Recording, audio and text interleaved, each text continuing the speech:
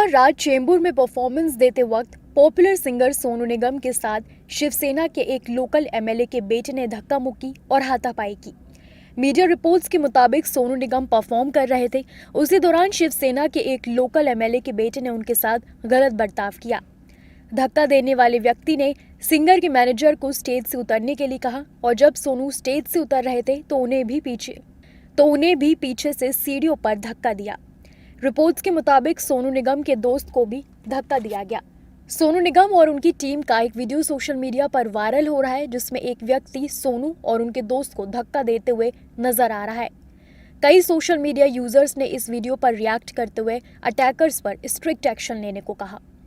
Tuesday सुबह सोनू को Mumbai airport पर स्पॉट किया गया। मीडिया से इंटरेक्ट करते हुए सोनू निगम ने कहा कि अब वो ठीक हैं।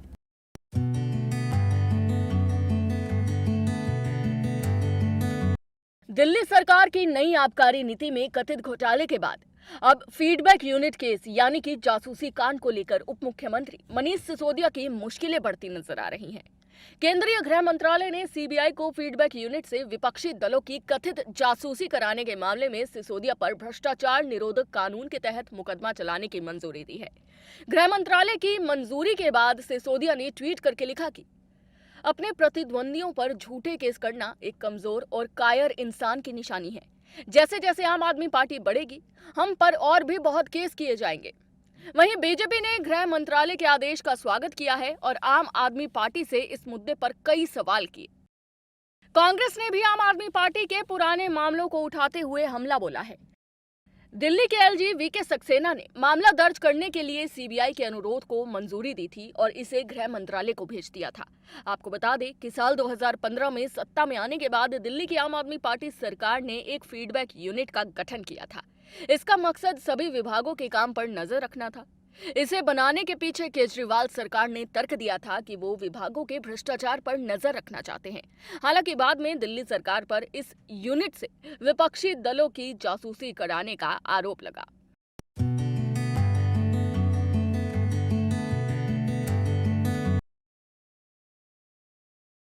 धीरेन्द्र शास्त्री मौजूदा दौर में वो बाबा जिनकी चारों ओर जबरदस्त चर्चा चल रही है। कभी हिंदू राष्ट्र बनाने की बात करने पर धीरेन्द्र शास्त्री सुर्खियों का हिस्सा हो जाते हैं, तो कभी अपने चमत्कार की वजह से दूर दूर से आए लोगों की नजरों में चढ़कर चर्चा का केंद्र बन जाते हैं। एक बार फिर से बाबा बागेश्वर धाम के पीठाधीश्वर धीरेन्द्र शास्त्री सुर्खियों में आ गए हैं, लेकिन इस बार उनका कोई चमत्कार नहीं नजर आया, बल्कि उनके भाई के खिलाफ लिखी एफआईआर एक बड़ी वजह है। दरअसल बागेश्वर धाम के आचार्य पंडित धीरेन्द्र शास्त्री के छोटे भाई का एक वीडियो सोशल मीडिया पर वायरल हो रहा है। इस वीडियो में बागेश्वर धाम सरकार के भाई हाथ में कट्टा, मुंह में सिगरेट लिए दलितों से मारपीट कर रहे हैं। वीडियो संज्ञान में आने के बाद पुलिस ने SC/ST एक्ट के तहत केस भी दर्ज कर लिया है।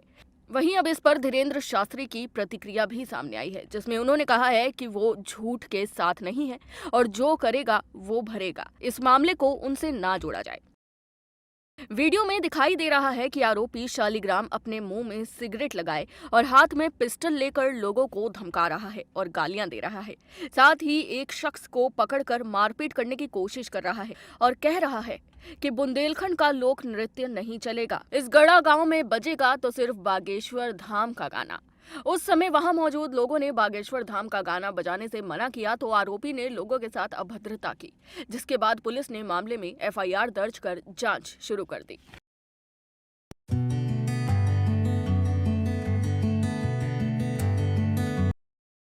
बिहार की सियासत के लिहाज से 20 फरवरी का दिन उलटफेर भरा रहा।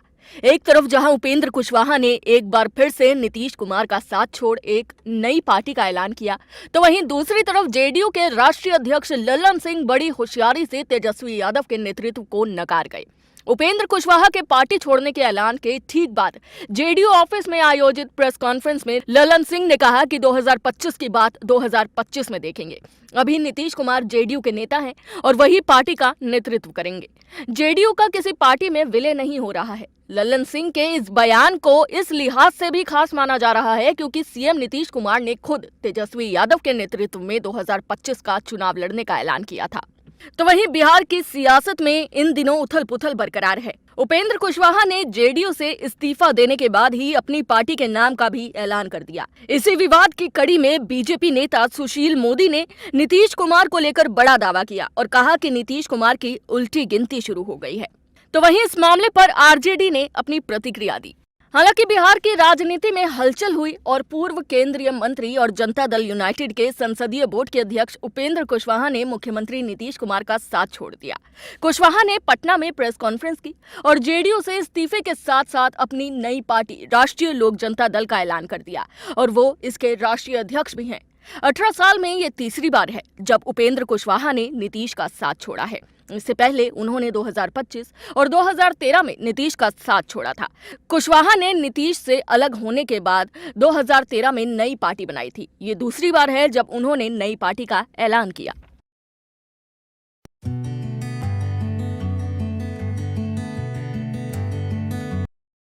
बागेश्वर धाम के पीठाधीश्वर पंडित धीरेंद्र शास्त्री कुछ दिनों से मीडिया में काफी सुर्खियां बटोर रहे हैं, लेकिन चमत्कार करने और पर्चे पर नाम लिखकर रोग दूर भगाने का दावा करने वाले धीरेंद्र शास्त्री इस समय अपने भाई की वजह से चर्चा में हैं। दरअसल पंडित धीरेंद्र शास्त्री के भाई का एक वीडियो सोशल मीडिया पर वायरल हो रहा है, जिसमें उनके हाथ में कट्टा नजर आ रहा है। वीडियो में शालिग्राम गर्ग हाथ में पिस्टल लेकर दबंगई करते दिख रहे हैं। बताया जा रहा है कि धीरेंद्र शास्त्री के भाई ने एक शादी के समारोह में उत्पात मचाया है।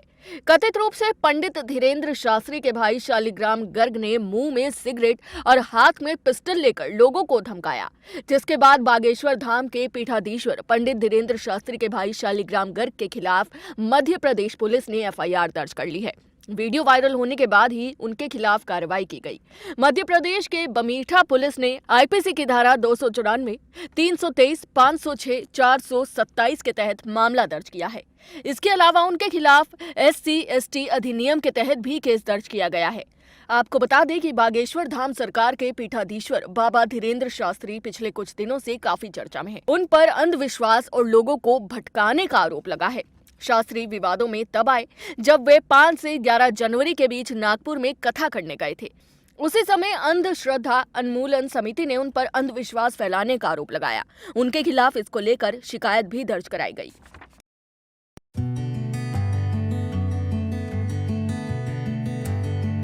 लास्ट नाइट तमाम सेलिब्रिटीज ने Dada Saheb Phalke international film festival award में शिरकत की।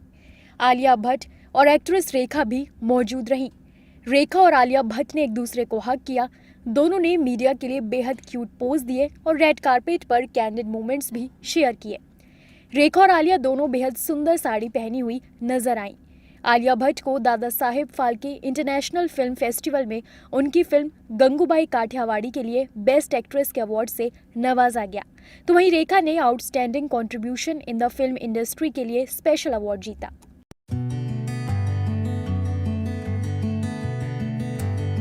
तेजस्वी जी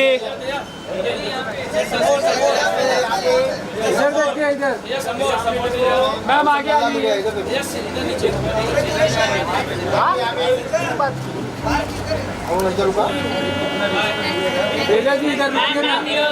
पॉपुलर एक्ट्रेस तेजस्वी प्रकाश को Dada Saheb international film festival award में सीरियल नागिन 6 में उनके रोल के लिए बेस्ट एक्ट्रेस के अवार्ड से नवाजा गया।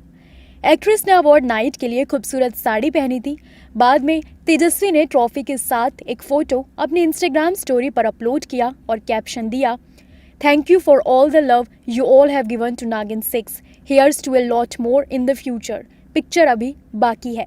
तेजस्वी की फैंस उनकी इस सक्सेस के बाद बेहद खुश हैं। तेजस्वी ने सिर्फ अपने फैंस को ही प्राउड फील नहीं कराया, बल्कि बॉयफ्रेंड करण कुंद्रा और उनके पिता ने भी तेजस्वी को उनकी इस सफलता के लिए अप्रिशिएट किया।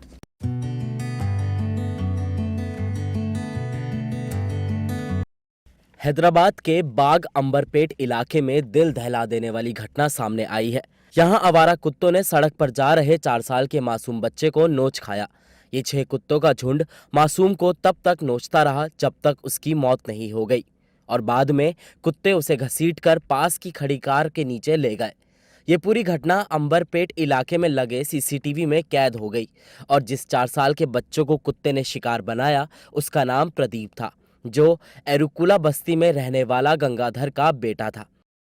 दरअसल गंगाधर 4 साल पहले अपनी पत्नी और 2 बच्चों के साथ काम के लिए हैदराबाद आया था और वो अंबेरपेट में कार सर्विस सेंटर में सिक्योरिटी गार्ड की नौकरी करता है। 19 फरवरी को गंगाधर अपने 4 साल के बच्चे प्रदीप को भी अपने साथ ले गया था और बेटे को अपने कैबिन में छोड़कर गंगाधर किसी काम के लिए बाहर चला गया। थोड़ी देर बाद गंगाधर का बेटा प्रदीप कैबिन से बाहर आ गया और पार्किंग में पहुंच गया। जब वो कैंपस में अकेला घूम रहा था तब कुत्तों ने उस पर हमला कर दिया। इन कुत्तों ने प्रदीप को काटना शुरू कर दिया जिससे वो जमीन पर गिर गया। कुत्तों के हमले से घबराया हुआ 4 साल का प्रदीप रोने लगा, लेकिन उसकी मदद करने के लिए कोई नहीं पहुंचा और कुत्तों ने उसकी गर्दन और पैर पकड़कर खींचना शुरू कर दिए और कुछ देर बाद ही बच्चे की मौत हो गई। तो वहीं हैदराबाद से एक और कुत्तों के काटने वाली घटना सामने आई है, जहां डायमंड हिल कॉलोनी के पास एक बच्चे पर आवारा कुत्तों ने अटैक कर दिया और आसपास के लोगों ने बाद में इस बच्चे को कुत्तों के आतंक से बचाया। स्थानीय लोगों का कहना है कि उन्होंने कई बार आवारा कुत्तों से जुड़ी कई शिकायत की है, लेकिन प्रशासन की तरफ से कोई ठोस कार्रवाई नहीं की गई।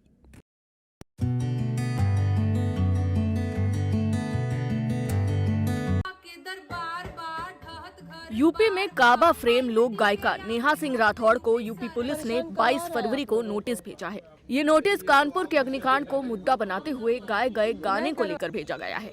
पुलिस का कहना है कि नेहा ने काबा सीजन 2 वीडियो के जरिए समाज में तनाव और वैमनस्य फैलाने का काम किया है। इस नोटिस में उनसे 7 सवाल किए गए हैं, जिनका स्पष्टीकरण 3 दिन में देने के लिए कहा गया है।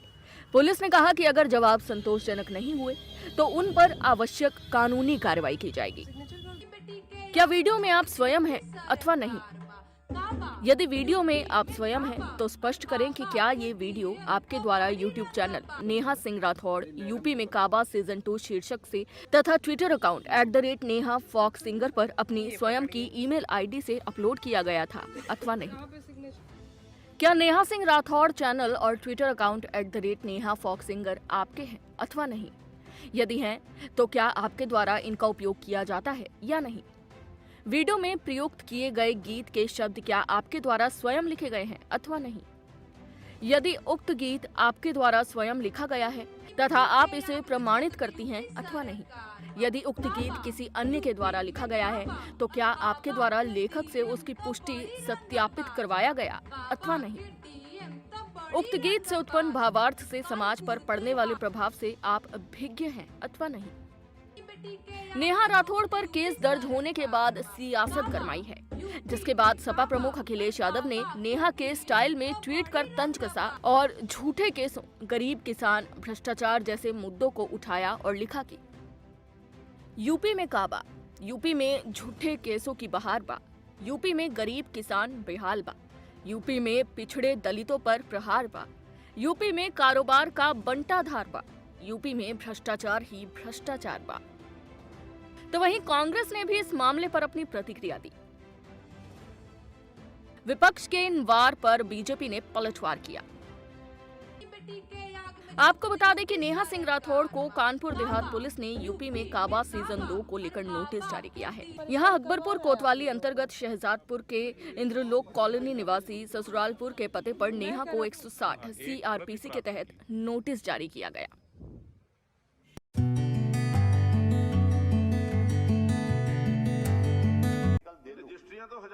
हरियाणा विधानसभा में हिसार एयरपोर्ट जमीन को लेकर चाचा अभय चौटाला और उनके भतीजे उप मुख्यमंत्री दुष्यंत चौटाला के बीच जुबानी जंग देखने को मिली। इस दौरान अभय चौटाला ने हरियाणा के उप मुख्यमंत्री दुष्यंत चौटाला पर गंभीर आरोप लगाए, तो वहीं जवाब में दुष्यंत चौटाला ने भी उन्हें एफिडेविट देकर अपने आरोपों को साबित करने को कहा और साथ ही उनके खिलाफ विशेषाधिकार हनन का प्रस्ताव लाने की चेतावनी भी दे डाली। दरअसल इंडियन नेशनल लोकदल के विधायक अभय सिंह चौटाला ने हिसार एयरपोर्ट का मुद्दा उठाते हुए कहा कि हिसार को इंटरनेशनल एयरपोर्ट का नाम देकर मुख्यमंत्री मनोहर लाल खट्टर और डिप्टी CM दुष्यंत चौटाला ने पोस्टर छपवाए और भूमाफिया खड़ा किया। इनेलो विधायक ने आरोप लगाया कि गरीब किसानों की जमीनें बनाकर सरकार के लोगों ने कोड़ियों के भाव खरीद ली। तो वहीं इन आरोपों का जवाब देते हुए डिप्टी CM दुष्यंत चौटाला ने आरोपों को झूठा करार दिया और कहा कि सरकार ने 7,200 एकड़ भूमि को खरीदा है। यहां से लगती सड़कें भी सरकारी जमीन पर बन रही हैं। उन्होंने कहा कि सरकार इस प्रोजेक्ट को भविष्य को देखते हुए कर रही है। अभय चौटाला के आरोपों का जवाब देते हुए दुष्यंत चौटाला ने कहा कि अगर उनके पास किसी तरह के कोई सबूत है तो वो उसे लेकर आए और उसकी जांच कराई जाएगी। इसके बाद अभय चौटाला ने दुष्यंत पर पर्सनल आरोप लगाए कि उनकी कंपनी ने जमीन खरीदी है, लेकिन इस दौरान दुष्यंत चौटाला को लेकर अभय चौटाला की शब्दावली पर स्पीकर ने ऐतराज किया और अभय चौटाला ने आपका मंत्री कहा तो स्पीकर ने उन्हें सम्मान का पाठ पढ़ाया और कहा कि दुष्यंत चौटाला सबके मंत्री हैं। वहीं जेजेपी विधायक जोगीराम सिहाग और राज्य मंत्री अनूप धनक की ओर से अभय चौटाला के खिलाफ सदन में विशेषाधिकार हनन प्रस्ताव लाया गया। सदन में स्पीकर ने प्रस्ताव के समर्थन में सदस्यों का समर्थन खड़े होकर मांगा और इसके बाद सत्ता पक्ष के तमाम सदस्यों ने खड़े होकर प्रस्ताव का समर्थन किया और चौटाला के खिलाफ विशेषाधिकार हनन का प्रस्ताव मंजूर हो गया।